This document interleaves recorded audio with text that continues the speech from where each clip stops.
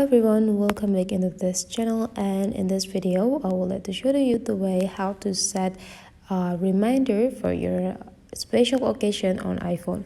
So the first thing that you have to do is make sure that you found this calendar application on your phone, and you just need to click it to open it.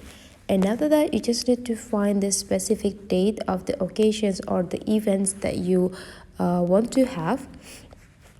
So let's say in the 21st of February, there will be a graduation event. So you just need to go click the date and go click this plus button right here and type the titles.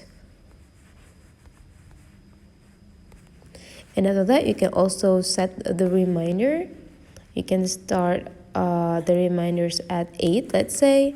You just need to go click the time and set the reminders. And after that, you just need to go click add. And let's see on your calendar 21st, there will be like a small dots on the below of the number. Means that you will get a reminder at 21st for your graduations. So that's the way how to add or how to set the special dates on iPhone. Hopefully this tutorial today is useful for you. So don't forget to leave some comment, like and subscribe into this channel, and I'll see you for the next video.